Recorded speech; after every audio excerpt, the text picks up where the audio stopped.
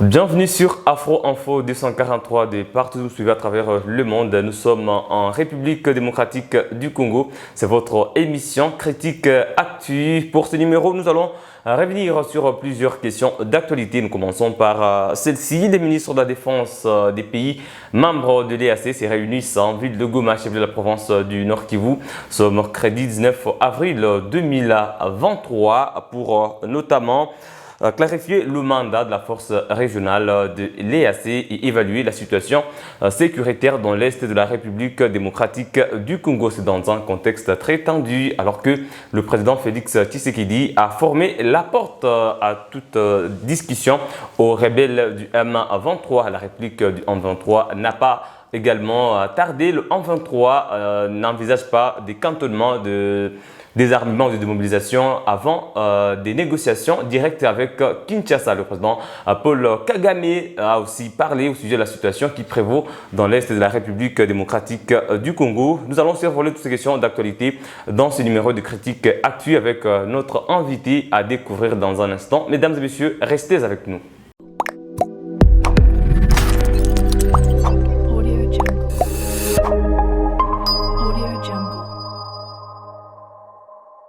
Pour ce numéro de Critique Actu, nous recevons le professeur Dr Dadi Saleh. Il est analyste des questions de paix et de sécurité dans la région des Grands Lacs. Il est également acteur politique et professeur d'université.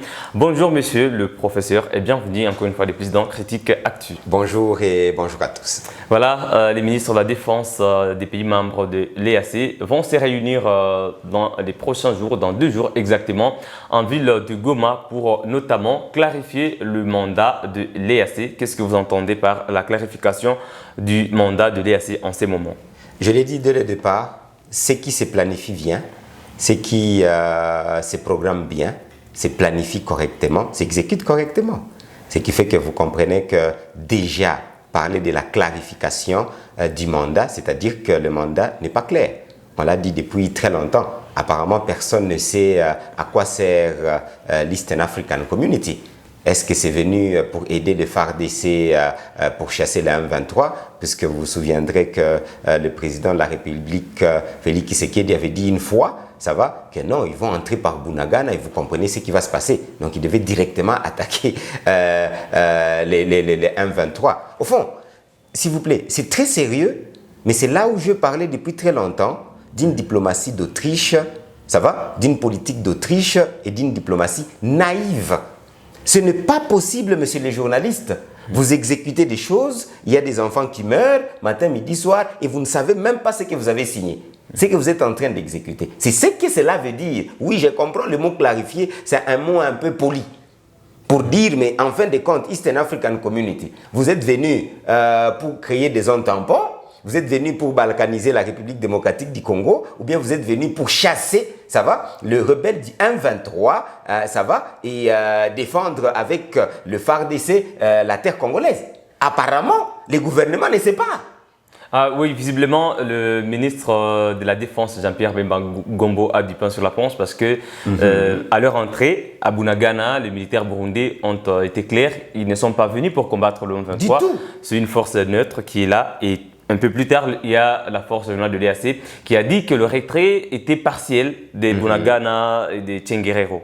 Est-ce que vous pensez que le ministre Jean-Pierre Bemba Gombo aura une force dissuasive sur la table à Goma et pourra recadrer, pour ne pas dire clarifier, comme vous l'avez dit, recadrer ces mandats de cette force régionale de l'EAC? Enfin, il faudra que nous puissions comprendre que nous sommes dans un contexte qui est clair pour tout le monde, cette fois-ci, mais sauf qu'on n'agit pas en conséquence. C'est que le président est d'accord avec nous et le gouvernement qu'il y a un complot au niveau international pour la balkanisation de la République démocratique du Congo et le pillage de richesses. Ça, c'est le départ, s'il vous plaît. Il ne faut pas confondre. Ça va aller faire des questions plus opérationnelles plutôt que de comprendre les questions d'abord stratégiques. Ça, c'est d'abord le premier point. Le deuxième point, c'est qu'on descend, on comprend que ces complots au niveau international a des ramifications au niveau régional. C'est là où j'avais même dit que c'était une erreur d'entrer dans l'Eastern African Community. Et les gens n'avaient même pas compris, certaines personnes. Jusqu'aujourd'hui, certaines personnes ne comprennent pas. C'est une sorte de piège, effectivement. Ce qui fait effectivement que s'il y a des ramifications de complicité contre la République démocratique du Congo, et je l'ai dit officiellement pour moi, mais le Rwanda fait partie. Vous comprenez? À part le Rwanda, vous avez l'Ouganda qui fait partie. Et là, au moins, le gouvernement l'a déclaré. Et l'ANER l'a prouvé et les Nations Unies que, exactement, l'Ouganda se bat à côté de M23 contre la République démocratique du Congo. Je ne parle pas des ondits, s'il vous plaît, messieurs les journalistes. Évidemment. Tous les rapports sont là. Ce qui fait effectivement que vous comprenez que nous sommes devant une sorte de naïveté qui tend un peu vers une sorte de culpabilité et de haute trahison. Je pèse mes mots. Parce que qu'est-ce qui n'est pas clair dans cette situation? Vous avez l'Eastern African Community, en grande partie, ça va à travers ces acteurs, notamment les Rwandais, l'Ouganda, le Kenya, etc., qui n'ont pas intérêt à ce que la République démocratique du Congo puisse avoir la paix. Vous comprenez? Parce qu'ils font partie en grande partie de ces complots-là. Je l'ai dit ouvertement, mais c'est seulement le leadership congolais qui ne veut pas comprendre. Donc, nous sommes dans une situation où le Premier ministre, comme vous avez dit, a du pain sous la planche. Pourquoi? Parce que la première chose en diplomatie, ça va, c'est les rapports de force, la dissuasion, et puis maintenant l'intérêt. Pour la République démocratique du Congo, nous devons créer ces rapports de force et cette dissuasion. C'est facile, parce que beaucoup de gens pour l'instant pensent que nous sommes faibles. Non, nous ne sommes pas faibles. Jusque-là, on n'a pas encore utilisé l'article 63 de la Constitution, qui dit effectivement qu'on doit se défendre avec tous les moyens, et ça nous rapproche un peu du fait que nous devons rendre cette guerre populaire, comme l'avait préconisé Laurent Désiré Kabila déjà à l'époque, et ramener la guerre là où elle a commencé. Et à ce moment-là, on comprendrait que la première chose à faire n'est pas de venir faire une réunion. Le chef, le ministre de la Défense du gouvernement devait venir avec dans ce qu'il a comme judiciaire, ça va, les renforcements de FARDC, la déclaration avec tous les politiques, il convainc le président de la République qu'on puisse rendre la guerre populaire, qu'on puisse mettre tous les moyens, comme ça commence à sembler être le cas, ça va. Et à ce moment-là, seulement, nous pouvons nous asseoir avec le ministre de la Défense de ces pays de l'Eastern African Community, mais avec un autre langage. Le langage, c'est quoi? Eastern African Community, vous devez clarifier, est-ce que vous avez un mois, une semaine, et vous sortez de la République démocratique du Congo? Ouais, monsieur le professeur, il y a une sorte de paradoxe entre le positionnement politique du président Félix Tshisekedi dans cette crise et le positionnement diplomatique de l'EAC. Parce que les chefs d'État de l'EAC ont demandé au président João Lourenço de faciliter le processus des cantonnements, des désarmements, depuis le cessez-le-feu, le retrait jusqu'au cantonnement. Et le président également, le président Uhuru Kenyatta, l'ancien président du Kenya. Ça, c'est une démarche de dialogue et de discussion qui est aujourd'hui facilitée. Mais quand le président Tshisekedi prend la parole, ou le porte-parole du gouvernement, Patrick Mouyaya, c'est clair. On ne veut pas de discussion, il n'y aura pas de dialogue avec le M23. Tout à fait. Mais la RDC est dans cette démarche-là de l'EAC. Là-bas, la RDC n'est pas claire sur le mandat même de l'EAC et sur la démarche de discussion ou non. Mais quand il s'agit du M23, le président est clair, il n'y a pas de dialogue. Vous avez parlé des rapports qui citent explicitement même le Rwanda et l'Ouganda, clairement. Oui. Mais la RDC ne cite jamais clairement l'Ouganda. Alors aujourd'hui, est-ce que ce n'est pas une sorte de paradoxe qui risque de nous mener dans une situation confuse? Tout à fait. La situation est confuse à cause de nous-mêmes, à cause d'un leadership un peu faible qui ne sait pas prendre ses vraies responsabilités. Ça va. J'ai été d'accord avec la déclaration du président de la République qu'on ne peut pas négocier avec le M23 parce que de toutes les façons, ce sont des terroristes et le M23 n'existe pas. Il n'existe que le Rwanda, je pèse mes mots, il n'existe que le Rwanda, l'Ouganda et des gens qui nous attaquent. Si déjà notre gouvernement... ajouté l'Ouganda, mais le président n'a jamais parlé. Non, exactement. Le président a une faiblesse terrible. Ce n'est pas moi qui parle de l'Ouganda. Moi, je le savais déjà, je l'ai déclaré. Cette fois-ci, c'est l'ANER. Est-ce que l'ANER, c'est moi? Les Nations Unies, c'est le professeur Dr Dadi Saleh. Donc, le président de la République a quel rapport? C'est lui qui est sur le terrain ici. Ce n'est pas l'ANER. Il a ses rapports, il a ses données à partir d'où? De sa chambre, de sa petite chambre, ou bien de l'UDPS. Mais non, effectivement, les rapports de l'ANER est clair, noir sur blanc. Ce n'est pas le président qui va venir nous inventer des données dans sa chambre. Il peut avoir plusieurs données, mais au moins moi je confirme à 100% que nous avons des données de services de renseignement de la République démocratique du Congo, corroborées avec des données des Nations Unies qui affirment, on ne spécule le soutien de l'Ouganda. 100%. C'est clair. Alors, si le président ne veut pas le déclarer, c'est là où je suis en train de parler de la diplomatie naïve. Je suis clair. S'il ne veut pas le déclarer, est-ce que le président ne serait pas complice?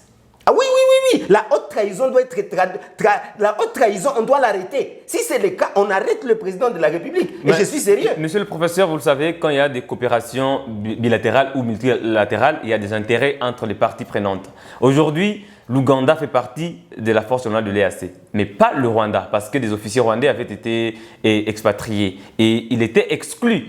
C'est toute participation du Rwanda dans la force militaire de l'EAC, parce que déjà les Rwandais étaient cités par la RDC, mais non l'Ouganda.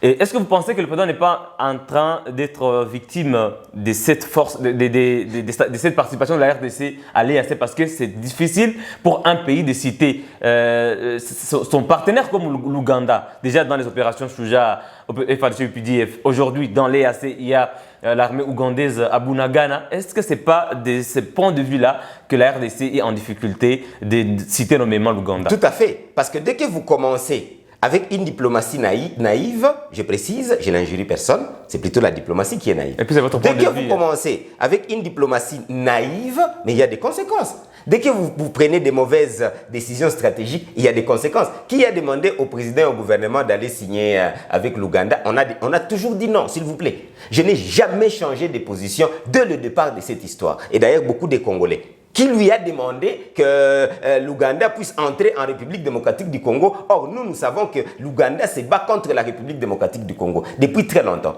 L'enfant de Museveni, ça va, qui n'est pas le moindre, ça va, à ce moment-là, c'est lui qui était entré d'ailleurs, a dit, lui, il est avec les Rwandais un point entré et il ne peut pas trahir le M23. Donc, en fin de compte, il a toujours dit que Paul Kagame, c'est son oncle d'ailleurs. Au fond, entre nous, soi-disant en passant, qu'on vous le dise dans quelle langue?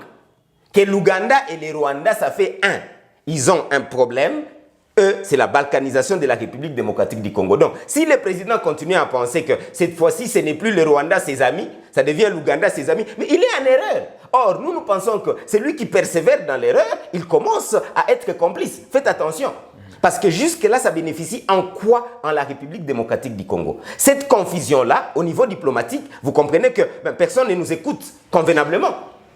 C'est quoi? Macron est venu ici, il vous a dit, vous êtes incapable d'organiser votre armée, vous êtes incapable d'organiser votre administration, vous êtes incapable d'organiser quoi que ce soit. La Suisse l'a dit, il faut que la RDC garde sa souveraineté. S'il vous plaît. Et c'est à la RDC de protéger sa souveraineté. C'est à la RDC, c'est là où j'ai dit la responsabilité. Pas un autre pays. La responsabilité, c'est nous. Ouais. Nous n'avons pas besoin, s'il vous plaît, Excellence, Monsieur le Président, vous êtes très mal conseillé. Ce qui vous conseille, cette petite diplomatie où on pense être malin en faisant un peu de l'ambiguïté, ça va, ça fait en sorte que nous sommes en situation de faiblesse. Pour l'instant, nous devons avoir une seule position. La position, c'est que c'est les néocolonialistes qui nous attaquent, c'est le Rwanda qui nous attaque avec la complicité de l'Ouganda et d'autres qu'on peut citer. On se bat. Mais on sera en train de parler, on est d'accord? Vous me comprenez? Ouais, on sera en train de discuter. Même les États-Unis et la Russie sont en train de discuter. Même la Palestine et Israël continuent à discuter. Donc je n'ai pas dit qu'on ne devait pas discuter, mais qu'on clarifie. Et c'est ça un homme. Et c'est ça la faiblesse de notre diplomatie. On continue à donner du poids au M23 inutilement. Vous vous rappelez, effectivement, c'est un des points que vous avez cité. Kagame l'a dit. Il a dit effectivement un peu ce que nous sommes en train de dire. Le M23 n'existe pas. Ce n'est pas le vrai problème. Les M23 n'existent pas. Donc, nous avons une diplomatie tellement naïve que nous continuons à donner du poids, ça va, aux gens qui n'ont même pas un intérêt. Les M23, non. Nous devrions nous attaquer totalement au Rwanda, à l'Ouganda et aux néocolonialistes. Professeur, dans un contexte de crise, quand Paul Kagame dit qu'il y aurait des terres du Rwanda données à la RDC, d'où la crise actuelle, il le déclare pendant que nous sommes dans une période de crise des tensions. Qu'est-ce que cela traduit? Explicitement. Ça traduit au moins une chose, que notre bourreau, ça va, le malheur de ces pays pour l'instant, qui s'appelle Paul Kagame, lui au moins c'est ce qu'il cherche. Et il cherche la balkanisation directe. Il ne se vole pas à la face. Non, il ne se vole pas de face. Ça va, seuls les imbéciles, excusez-moi le mot s'il vous plaît, parce que je commence à manquer de mots. Seuls les imbéciles ne vont pas les comprendre. Il est clair, noir sur blanc. Il veut la balkanisation. C'était un plan avec Sarkozy, avec d'autres présidents, avec les néocolonialistes. Le Congo est trop riche, les Rwandais est moins riche. Ça va, il n'a pas d'espace. Il veut récupérer. Il faut vous le dire dans quelle langue. C'est clair, noir sur blanc. Et il vient de le répéter. Alors, comment notre président Ça va? Et notre diplomatie continue à dire l'inverse. Ils s'attaquent au M23, ils font la diplomatie avec les... Non! Paul Kagame a dit que le M23 n'est pas le problème du Rwanda. Je vous le rassure, le M23 n'est pas le problème de qui que ce soit. Est-ce que c'est un problème des Congolais? Le M23 n'existe pas. Ce n'est même pas un problème des Congolais parce que ça n'existe pas. Il n'existe que des Rwandais qui nous ont attaqués. Vous comprenez? Si on a des Tutsis congolais, pour les citer parce que les gens évitent des mots, si on a des Hutus congolais, si on a des Nandais congolais, il n'y a pas de problème. Mais ici, nous parlons du Rwanda qui nous a attaqués de front. L'armée rwandaise. Je précise l'armée rwandaise. Bien sûr, l'armée rwandaise peut utiliser des trois Congolais, comme les Russes peuvent utiliser des trois Américains pour attaquer les États-Unis, comme les Américains peuvent utiliser des espions, vous comprenez? Mais ici, la source est claire. Et je vous assure, messieurs les journalistes, c'est même ça, notre faiblesse. L'incapacité, ça va, de prendre le vrai problème en main. Nous prenons de faux problèmes et on se base sur des cantonnements. Cantonnement, c'est quoi ça? C'est quelle histoire cantonnement? Et c'est un peu, tout le monde parle de PDDRS, quelque chose comme ça. Mais ça, c'est mobilisation, ce n'est absolument pas ça l'important. Absolument pas. Vous allez démobiliser qui? Vous allez démobiliser les Congolais. Des Congolais. Ça, c'est, le président était clair. Mais c'est la question, effectivement. Il y aura une identification. Comme ça, ceux qui sont rwandais, ils iront au Rwanda. Attentivement. Et des Congolais seront cantonnés pour être démobilisés. Là, j'ai apprécié et j'ai soutenu à 100% les discours du chef de l'État. Ça va. Mais la confusion, c'est sur le terrain. Vous me suivez? Il ne peut pas avoir un discours, ça va, qui se contredit. Il dit une chose et il fait l'inverse. Maintenant, vous venez négocier quoi? Il n'y a pas de négociation avec le M23. Le M23 n'existe pas. Mais quand même, nous sommes en guerre. Nous sommes en guerre contre qui? Nous sommes en guerre contre le Rwanda. Vous ne trouvez pas que ça, c'est plus logique? Comme nous sommes en guerre contre le Rwanda, c'est-à-dire on se bat contre le Rwanda, on déclare la guerre. C'est tout. Le M23 disparaît. Mais sur le plan diplomatique, déjà, ces zones dans les massifs et le Rutshuru qui sont contrôlées aujourd'hui par la force de l'EAC, ce n'est pas une réussite parce que le M23 ne peut plus, normalement, ne devrait plus, voulais-je dire, ne devrait plus piétiner ces endroits. Parce que là, c'était clair, si le M23 rentre, là, les militaires de la force de l'EAC devraient ouvrir le feu parce que ce sont des zones neutres qui ne doivent pas être accédées par le M23. Est-ce que vous pensez que c'est déjà une partie des réussites, comme déjà il y a eu ce retrait? Non. Même si ce n'est pas effectif, parce que la force de l'EAC elle-même a parlé d'un retrait partiel. Parce que des combattants du M23 sont encore aux alentours de ces entités. S'il vous plaît, comment est-ce que vous pouvez espérer que le diable ou bien les voleurs qui entrent dans votre maison, ça peut être une réussite? En quoi, s'il vous plaît? Il faut quand même être cohérent. Il n'y a aucun point que l'Eastern African Community va faire que ça puisse être une réussite, surtout à moyen et long terme. Parce qu'à court terme, les gens qui ne comprennent pas la stratégie peuvent dire félicitations. N'est-ce pas? Ouais, parce que les véhicules peuvent passer au moins dans certaines zones actuellement. Absolument pas. C'est même ça la connerie. On nous amène effectivement dans une sorte d'étau, ça va, pour un peu nous appâter. Ok? Ah non, on est quand même avec vous pour bien vous prendre. Vous savez qu'un des plus grands dangers, c'est essayer de cantonner certaines personnes, c'est quoi? Au Maniema. À Kindu, ça va? Ça signifie tout simplement, c'est ce qui s'était passé à Kigali. On avait amené les ennemis au centre. Et exactement avec armes. Ils avaient gardé leurs armes et munitions. Et parce que les cantonnements, ce n'est pas vraiment le vrai désarmement. On ne voit pas le désarmement et puis le cantonnement. Non, la plupart des fois, ce n'est pas comme ça. Vous comprenez? Il y a la théorie. Non, malheureusement, même les rebelles, ce n'est pas comme ça. Les rebelles viennent avec leurs armes, ça va, et puis maintenant, on commence des processus. C'est la raison pour laquelle vous avez vu des maïs parfois, ils sortent avec leurs armes. La criminalité urbaine s'accentue. Donc, au fond, dans la réalité, la stratégie n'est pas compliquée. Ici, nous sommes devant une diplomatie naïve de la République démocratique du Congo où nous demandons au premier vice-ministre, n'est-ce pas, Jean-Pierre Bemba, de recadrer les choses. Ouais. Venez discuter, parce que c'était ça le sujet. Ouais, c'est par là que nous allons d'ailleurs discuter. Est-ce que c'est une opportunité? Vous pensez que c'est une opportunité? Toujours. Parce que lui, il va porter la voix de la RDC, la voix du gouvernement congolais. Toujours. Il va représenter la RDC. Est-ce que ça sera une opportunité? Il doit prendre la balle au bon pour que cette sorte de confusion puisse être levée, l'équivoque puisse être levé et qu'il donne en tout cas la voix au FRDC. Cette fois, s'il s'agira en tout cas de sauvegarder la souveraineté de la RDC. Tout à fait. Vous avez compris que j'ai dit 2 étapes. À cette réunion, une réunion un peu inutile qui peut devenir utile. À quel niveau? Inutile parce que si nous ne discutons pas dans une position de force, en montrant effectivement que nous sommes prêts pour nous battre, ça va. Tout ce que nous aurons, c'est des négociations directes avec le M23, n'est-ce pas? Exigées par, entre guillemets, ce que vous appelez Eastern African Community et avec les Nations Unies. Et on va arriver très bientôt, malheureusement, à l'article 217, je pense. Bien 17, je pense, de la Constitution où nous allons céder une partie de nos terres. Voilà là où nous sommes en train d'aller. Donc nous devons être comme ça. Ceux qui pensent qu'ils sont en train de faire 50-50, c'est bientôt là le Soudan.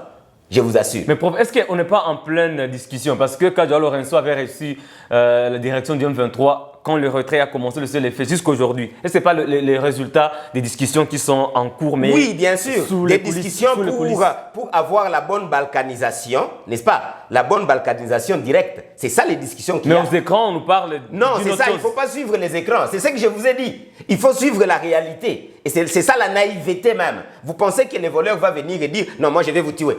Les voleurs n'en avertissent pas. Ils viennent d'ailleurs en vous dorlotant. C'est ça qui s'est passé et c'est ce qu'ils sont en train de faire. Donc vous pensez franchement, c'est là où j'ai dit, franchement, la naïveté atteint un paroxysme, un niveau d'ignorance et de naïveté où, c'est ce que je vous ai dit, ça tend à la haute trahison. Les Rwandais, l'Ouganda ne nous apporteront jamais du bien dans des conditions actuelles. Est-ce que vous pouvez retenir cela? Donc tant que vous vous asseyez avec le Rwanda, l'Ouganda, parce que vous avez dit qu'ils ne sont plus dans l'Eastern African Community. Non, ils sont. Le Rwanda, oui, les Rwandais, ils sont toujours. Mais dans et parmi les agents ici à Goma des sécurités de l'Eastern African Community, il y a des Rwandais. Ça va? Vous me suivez? Dans ces cas, donc, ils ont toutes les informations de l'Eastern African Community. Ce qui fait qu'ils les transmettent directement au M23 et c'est nous, encore une fois, les dindons de la farce. Monsieur le journaliste et toute la population et les autorités qui nous écoutent, il ne faut jamais espérer dans des circonstances aujourd'hui. Un homme, c'est quelqu'un qui doit savoir dire quand il faut dire non, non. Oui, oui. Il ne peut pas être chaque fois ni chaud ni froid. Pour l'instant, il faut savoir que nous n'avons pas besoin de l'Eastern African Community. Un message au vice-premier ministre. Le message, Jean-Pierre Bemba. Vous nous avez démontré une certaine petite capacité d'être libre. Ça va? Et des révolutionnaires à un certain moment. Positivement ou bien négativement. Nous avons besoin de ça pour l'instant. Il faut couper les cercles vicieux d'insécurité. Pour l'instant, faites monter la température où le peuple congolais doit être capable de se prendre en charge, supporter et encourager les Ouazalendou, les forces d'autodéfense et les FARDC. Ça, c'est la priorité. Qu'on rende la guerre populaire, nous sommes capables de la contrôler, nous avons toutes les méthodologies et nous sommes à votre disposition. Tous les Congolais, ce n'est pas Dadi Saleh, je vous dis tous les Congolais, société civile, etc. Deuxièmement, quand vous vous asseyez avec ces ministres-là, soyez clairs. Sur le mandat. Soyez clairs. Si vous ne combattez pas avec la République démocratique du Congo contre le M23, partez dans une semaine. C'est tout. Vous voulez quoi? Au fond, les gens veulent se faire des savants. Ouais, vous savez les malheurs, c'est les journalistes. L'opinion du gouvernement. Vous savez, c'est les journalistes. Hein? Il y a des gens qui pensent que je connais. Vous connaissez quoi? C'est ça qui induit le Congo en erreur. Ils envoient des gens ici venir négocier. Vous négociez quoi? Il n'y a pas 1000 négociations avec les Rwandais. Soit vous sortez, ça va, soit on vous tape dessus. C'est tout. Qu'est-ce que le Kenya vient faire? Qu'est-ce que l'Ouganda vient faire? Le Soudan. Qu'est-ce que le Soudan vient faire? Ils viennent faire quoi? Nous avons la MONUSCO avec déjà plus de combien? 30-40 nations. Maintenant, nous sommes un pays où on a plus de 500 nations, je ne sais pas combien de nations, en fin de compte, pour venir nous sauver. Aujourd'hui, pour seulement ces avions de chasse, il y a d'autres des expatriés qui sont ici. Monsieur le journaliste, le président du Burundi avait dit ceci. Ça va clairement encore une fois. Mais écoutez, dès que vous appelez les autres pour venir un peu vous aider et que vous avez d'orange, ça va? Qu'est-ce que le président du Burundi avait dit? Les autres vont d'abord sucer l'orange. Ils ne vont rien vous laisser. Le temps que vous pensez que... Mais qu'est-ce que nous devons écouter, monsieur le journaliste? Est-ce que cela n'est pas clair? Donc, les Kenyans, l'Ouganda, tous viennent ici pour leur intérêt. Ce n'est pas pour l'intérêt de la République démocratique du Congo. En passant, peut-être qu'on pourra avoir un petit intérêt, ça va, de la République démocratique du Congo. Mais les grands intérêts, c'est pour eux. La présidente tanzanienne vous avait dit quoi? Pourquoi je veux envoyer mes enfants là aller mourir? Et pourtant, il y a des Congolais qui dansent l'endombolo matin, midi, soir. Donc, votre synthèse actuellement, c'est de demander un mandat offensif. C'est tout. Un départ. C'est ce que j'avais demandé. Si la MONUSCO n'a pas un mandat offensif, ça va, la MONUSCO part. Si l'Eastern African Community n'a pas un mandat offensif, l'Eastern African Community part. C'est un peu comme en Ukraine. Vous voulez que l'Ukraine dise quoi? ok, les soutiens de l'Europe, c'est observer, faire des cantonnements entre la Russie et l'Ukraine. Mais c'est ça la naïveté. Non, l'Ukraine, c'est se battre. Ça va, vous ne nous donnez pas de missiles, vous partez, on n'a pas besoin de vous. Mais nous avons un leadership tellement faible qu'il ne sait pas s'imposer. Écoutez, donnez-nous les armes. Si vous voulez nous aider, donnez-nous les armes. Si nous pouvons appeler quelques spécialistes d'entre vous, tant mieux. Mais nous nous battons contre des rebelles et contre effectivement des nations. Donc je pense effectivement que le positionnement d'un homme leader doit être clair. Et pour l'instant, on ne le sent pas. Nous avons des peureux. Tout le monde a peur. Il pense que si nous commençons la guerre, les Rwandais vont nous battre. Mon Dieu, Moro, les Rwandais vont nous battre où? Avec quelle armée? Les Rwandais vont nous battre où? On a des gens qui pensent que les Rwandais ont une armée, une super armée. Où? Les Rwandais ont une super armée. Où? Dites-moi où? Quel avion les Rwandais a? Quel missile a? Les Rwandais a? Et effectivement, tous les rapports officiels le démontrent. La République démocratique du Congo est bien placée, ça va, en termes d'équipement, etc., plus que les Rwandais. Ce sont des rapports officiels. Donc, c'est la peur des leaders qui fait en sorte que dans cette peur-là, on ne prend pas les grandes décisions. Or, ici, la chose la plus importante, c'est la grande décision, mais c'est les journalistes. Ce n'est pas ces petites décisions-là de cantonnement, ces petites décisions de contrôler Roubare, ces petites décisions de contrôler Kichiché. Non, ça, ce sont de petites décisions. La grande décision doit être prise, on se bat. Merci beaucoup, monsieur le professeur Dr Dadi Saleh. Je retiens que vous avez demandé au ministre de la Défense Jean-Pierre Bemba de s'imposer lors de cette réunion extraordinaire des ministres de la Défense des pays membres de l'EAC parce qu'il va porter la voix du peuple congolais, la voix de la République démocratique du Congo, soit demander un mandat offensif de la force de l'EAC, soit demander le départ des forces, de cette force de l'Est de la République démocratique du Congo. C'était un plaisir de vous recevoir, monsieur le professeur. C'est toujours un plaisir pour moi. Voilà, donnez-nous votre point de vue en commentaire. Il y aura une réunion ce 19 avril 2023 à Goma entre les ministres de la Défense des pays membres de l'EAC. Le ministre Jean-Pierre Bemba Gombo va représenter la République démocratique du Congo. Vous avez suivi le point de vue du professeur Dadi Saleh, notre invité du jour. Qu'est-ce que vous en pensez? Laissez-nous votre point de vue en commentaire. Abonnez-vous massivement à Afro-Info 243. Cliquez sur la cloche de notification pour ne rater aucune de nos prochaines productions. Laissez-nous un j'aime et partagez la vidéo. On se fixe un nouveau rendez-vous des critiques actu. À très bientôt.